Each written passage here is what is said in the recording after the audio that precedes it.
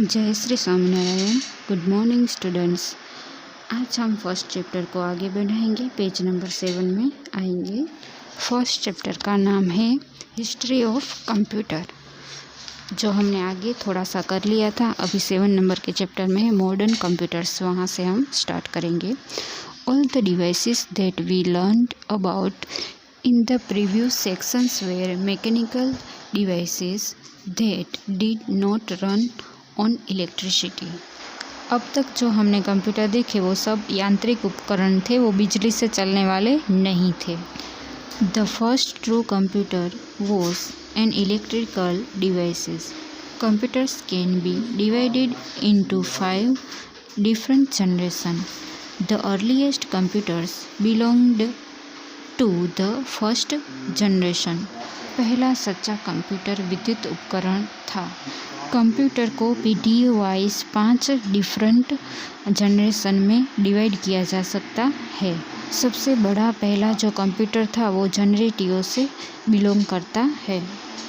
अब हम generation wise computer को देखेंगे। तो first generation computers from the 1940s. These computers used electrical devices called vacuum tubes. इन कंप्यूटरों में विद्युत नामक उपकरणों का उपयोग किया जाता है, मतलब वैक्यूम ट्यूब का उपयोग किया जाता है। The working parts of these devices are sealed in a glass tube. Vacuum tubes are large devices. Vacuum tube बड़ा उपकरण है। This is why the computers using them were large. Vacuum tubes need a large amount of electricity to work. They heat up a lot, so the computers using them had to be cooled properly. One of the first computers of this generation was the ENIAC. हमने पहले भी जाना कि vacuum tube है वो बहुत बड़ा device है, और ये जो कंप्यूटर में लगता है तो वो कंप्यूटर भी इसीलिए बड़े हो जाते हैं। वैक्यूम ट्यूब को काम करने के लिए बहुत इलेक्ट्रिसिटी की ज़रूरत होती है। वो बहुत बड़ी मतलब ज़्यादा गर्मी करते हैं, इसलिए कंप्यूटर को उसको ठंडा रखने के लिए काम करना पड़ता है।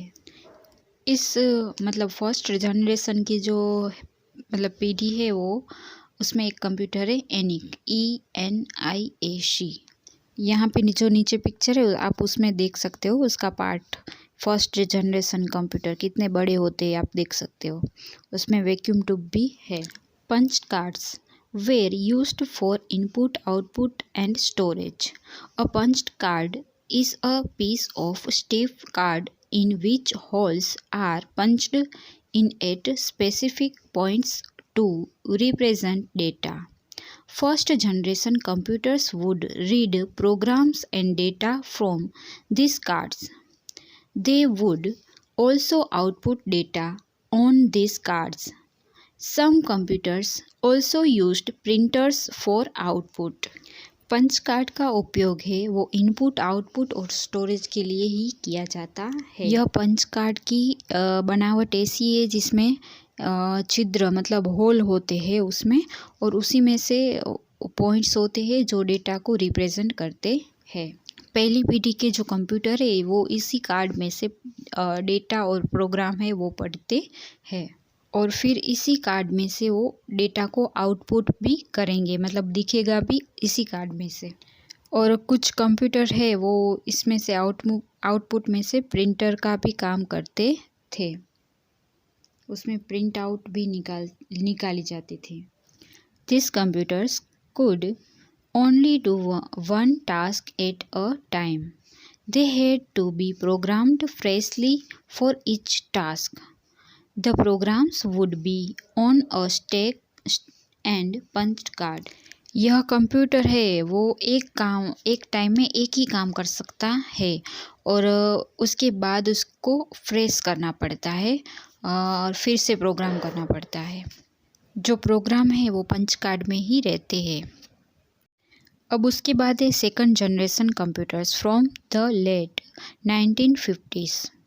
मतलब हमने फर्स्ट जनरेशन के कंप्यूटर देखे वो 1940s में थे और ये सेकंड में है ना वो 1950 में है, ठीक है।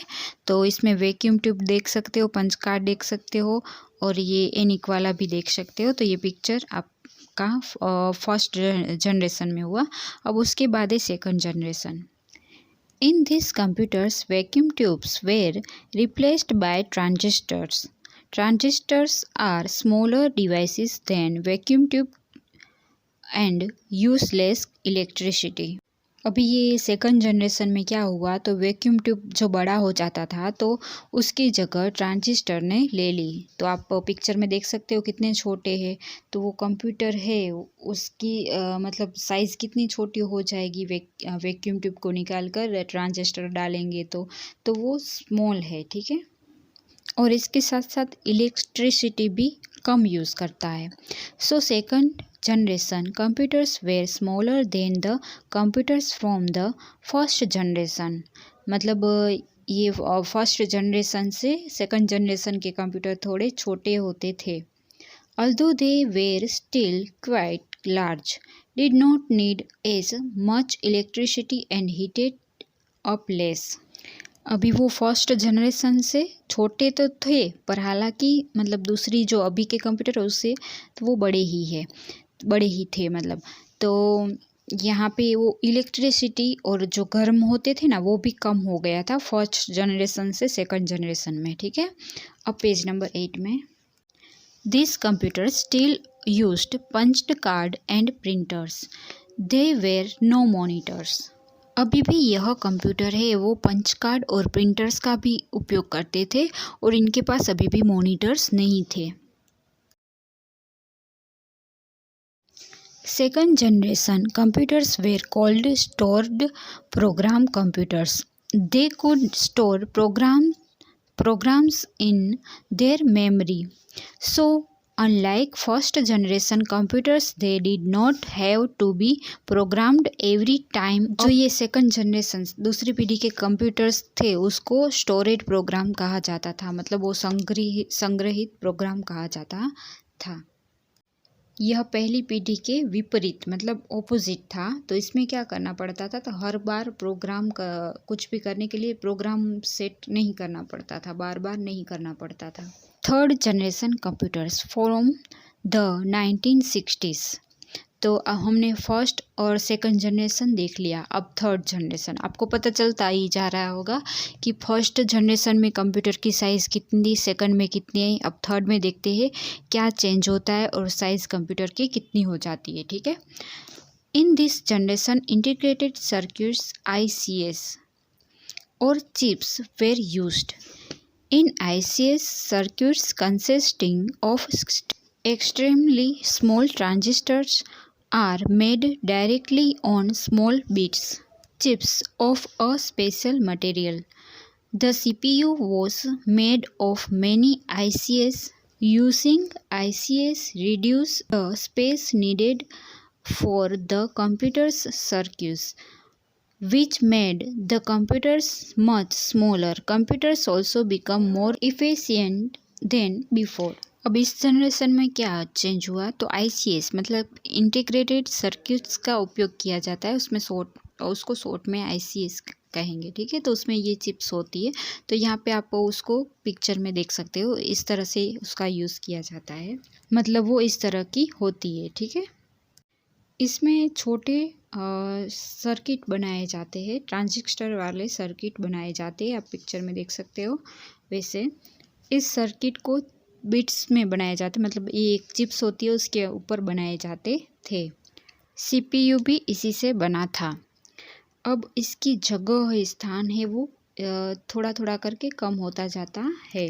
इससे क्या हुआ, तो पहली पीढ़ी के बाद दूसरी पीढ़ी और तीसरी पीढ़ी में तो बड़े थे उसमें से छोटे छोटे छोटे होते गए और उसके साथ वो है ना जो काम करना उसका था ना उसमें क्लियरिटी भी बढ़ती गई, तो अच्छे अच्छे होते गए। The keyboard was introduced for input and monitors began to be used to show output. Keyboard को इनपुट के लिए पेश किया गया था और आउटपुट दिखाने के लिए मॉनिटर का उपयोग किया गया था। Operating systems similar to the ones we use today were introduced. This helped the computers complete tasks faster, which saved a lot of time. इसमें जो ऑपरेटिंग सिस्टम था वैसा ही ऑपरेटिंग सिस्टम अभी जो हम कंप्यूटर यूज़ कर रहे हैं उसमें है।